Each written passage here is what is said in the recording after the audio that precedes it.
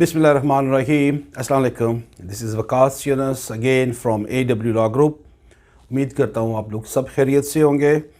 हमने अपनी पिछली वीडियो पे K3 वीज़े की बात की थी, that was non immigrant visa about spouse जो कि जिन्होंने आउटसाइड US शादी की लेकिन उनके स्पाउस जो है वो कंट्री से बाहर है और वो कैसे जल्दी ज्वाइन कर सकते हैं अपने स्पाउस को।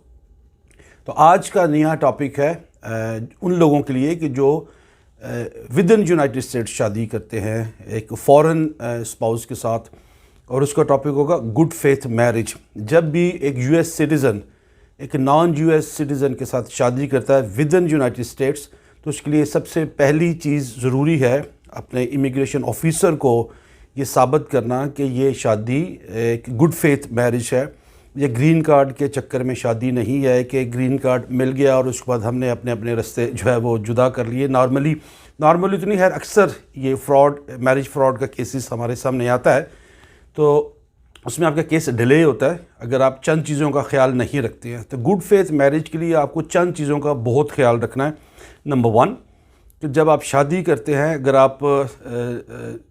आपकी जो टेनेंसी है वो अगर आप रेंट के प्रॉपर्टी पे रह रहे हैं तो आपका जो लीज़ एग्रीमेंट है उसमें दोनों मियाँ बीवी का नाम होना ज़रूरी है, which is very very important, क्योंकि वो आपकी जॉइंट लाइबिलिटी को शो करता है with in the scope of good faith marriage.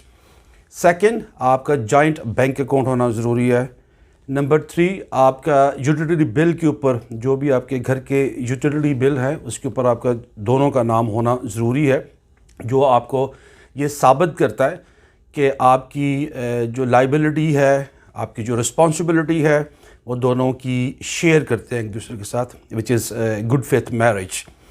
और एक ही रेजिडेंसी में अगर आप मियाँ अलग रह रहा है और बीवी अलग रह रही है और बेशक काम की वजह से रह रहे हैं, लेकिन कुछ डॉक्यूमेंट्स आपने ऐसे ज़रूर एज एन डॉक्यूमेंट्री एविडेंस पेश करने हैं जिसमें आपकी जॉइंट रिस्पॉन्सिबिलिटी जो है वो सामने आए किसी भी हवाले से, जिसमें मैं पर्सनली ये बात करता हूँ कि आपकी टेनेंसी जो है लीज़ एग्रीमेंट उसके ऊपर आपका दोनों का नाम होना ज़रूरी है।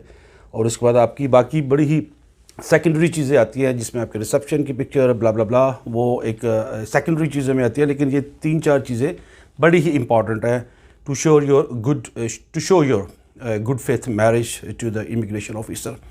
हाँ, दूसरी बात यह है कि जब भी आप within US marriage petition file करते हैं, कुछ लोगों को मैंने ये ऑब्ज़र्व किया है कि वो सिर्फ एक पिटिशन फ़ाइल करते हैं, I-130 पिटिशन कि इमीडिएट रिलेटिव या स्पाउस पिटिशन, कि जब ये अप्रूव हो जाएगी तो फिर उसके बाद हम दूसरी पिटिशन में जाएंगे, फिर तीसरी में जाएंगे, फिर इवेंचुअली ग्रीन कार्ड के लिए अप्लाई करेंगे। उससे होता यह है कि आप अपना टाइम बड़ा वेस्ट करते हैं और पैसा ज़्यादा लग जाता है। और जब भी आप मैरिज पिटिशन फ़ाइल करें तो आपको सारी पिटिशन्स एक साथ इकट्ठी फ़ाइल करनी चाहिए with in United states. Number 1 I-130 petition, number 2 आपके ट्रैवल डॉक्यूमेंट्स की पिटिशन, नंबर 3 आपका वर्क परमिट की पिटिशन, एंड नंबर 4 आपके एडजस्टमेंट ऑफ स्टेटस और ग्रीन कार्ड I-485। ये चारों पिटिशन आप इकट्ठी फ़ाइल करेंगे। उसका फ़ायदा क्या होगा? उसका फ़ायदा ये होगा कि इन 4 पिटिशन में से 2 की आप गवर्नमेंट फ़ी देंगे, 2 की फ़ी आप नहीं देंगे अगर ये चारों इकट्ठी अप्लाई करते हैं। I-130 पिटिशन के आप गवर्नमेंट फ़ी पे करते हैं, ग्रीन कार्ड की पिटिशन की आप गवर्नमेंट फ़ी पे करते हैं, लेकिन ट्रैवल डॉक्यूमेंट और उसके बाद वर्क परमिट इन दोनों की फ़ी आप नहीं पे करते हैं अगर ये चारों आप इकट्ठे पिटिशन जो है वो अप्लाई करते हैं या सबमिट करते हैं टू USCIS। तो आज के टॉपिक पे हमने यही बात की कि विद इन यूनाइटेड स्टेट्स आप मैरिज पिटिशन फ़ाइल करते हैं तो आपने गुड फेथ मैरिज के लिए आपने डॉक्यूमेंट्री एविडेंस प्रोवाइड करनी है ताकि आपको कम से कम RFE आए। RFE मतलब रिक्वेस्ट फॉर फर्दर एविडेंस, कि आपको रिक्वेस्ट एविडेंस ना आए जिससे आपका केस जो है वो डिले ना हो। और दूसरा, आपने ये चारों पिटिशन्स इकट्ठी फ़ाइल करनी है जिससे आपकी कॉस्ट जो है वो कम होती है और आपका टाइम भी बच जाता है और आपको जल्दी और सस्ता, हम पाकिस्तान में अगर होते हैं तो कहते हैं कि इंसाफ, सस्ता इंसाफ मिल जाता है जो आपके घर पे आता है। तो यहाँ पे हम ये बात करेंगे कि आपको कम पैसों में और जल्दी रिज़ल्ट मिलेगा। इंसाफ तो ऑफ कोर्स इस कंट्री में मिलता है, लेकिन आपको रिज़ल्ट जल्दी मिलेगा अपनी मैरिज पिटिशन के लिए, एंड आपको जल्दी ग्रीन कार्ड तक आप पहुँच जाते हैं। تو آج کے لیے اتنا ہی.